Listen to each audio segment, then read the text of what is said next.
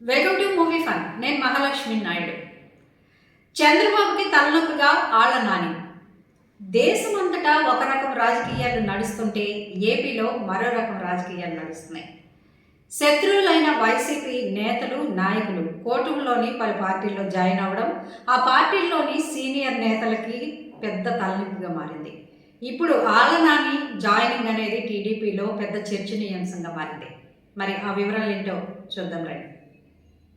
కొద్ది నెలల క్రితం వైసీపీ పార్టీకి పదవులకు రాజీనామా చేసి రాజకీయాలకు దూరంగా ఉంటానంటూ ప్రకటించిన ఆళ్ల నాని ఇప్పుడు టీడీపీలో చేరనున్నారని సమాచారం. ఆళ్ల నాని తాజా నిర్ణయంతో ఏలూరులో మరోసారి రాజకీయాలు హీటెక్కాయి. ఆళ్ల నాని టీడీపీలో చేరికపై కొంతమంది వైసీపీ, ఇటు టీడీపీ నాయకులు, కార్యకర్తలు ఆగ్రహంతో ఉన్నారు. ఆయన జాయినింగ్ను వ్యతిరేకిస్తూ వాట్సాప్ గ్రూపుల్లో వీడియోలు కూడా రిలీజ్ చేశారు. ఇప్పటికే చాలామంది నాని అనుచరులు, వైసీపీ కార్పొరేటర్లు టీడీపీ తీర్థం పుచ్చుకున్నారు.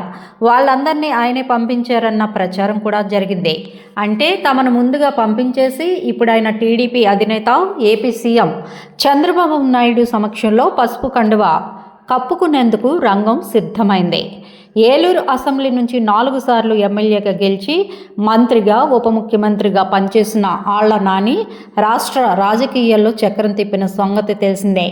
వైసీపీకి రాజీనామా చేయడం చర్చనీయాంశమైంది. రాష్ట్రంలో ఇతర వైసీపీ మాజీలు ఇప్పటికే పవన్ కళ్యాణ్తో కలిసి జనసేనలో చేరిపోయారు. అనంతరం అనుచరులతో సమావేశమై వారి అభిప్రాయాల మేరకు టీడీపీలో చేరేందుకు సిద్ధమయ్యారు.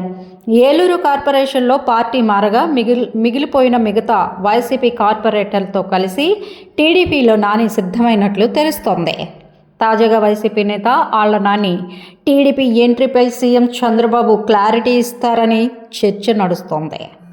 ఆళ్ల నాని టీడీపీలో చేరికపై ఏలూరు టీడీపీ ఎమ్మెల్యే బడేటి రాధాకృష్ణ తీవ్ర అభ్యంతరం వ్యక్తం చేస్తున్నట్లు సమాచారం.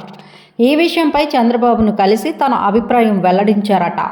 ఇందులో భాగంగా ఆళ్ల నానిని పార్టీలో చేర్చుకునే విషయంలో మరోసారి ఆలోచించాలని, నాని వైసీపీ ఎమ్మెల్యేగా ఉన్న సమయంలో ఏలూరులో టీడీపీ శ్రేణులను విపరీతంగా వేధించారని, పలువురిపై అక్రమ కేసులు పెట్టించారని, వారు ఇప్పటికీ కోర్టుల చుట్టూ రావడం తిరుగుతున్నారని చంద్రబాబు వద్ద చెప్పినట్లు తెలుస్తోంది.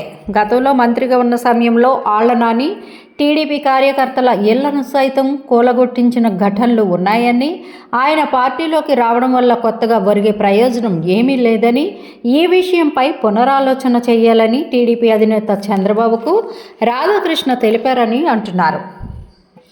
అయితే రాధాకృష్ణ చెప్పిన విషయాలపై స్పందించిన చంద్రబాబు, మీరు చెప్పిన విషయాలన్నీ పూర్తిగా పరిశీలించిన తర్వాతే నిర్ణయం తీసుకుంటామని చెప్పినట్లు తెలుస్తోంది.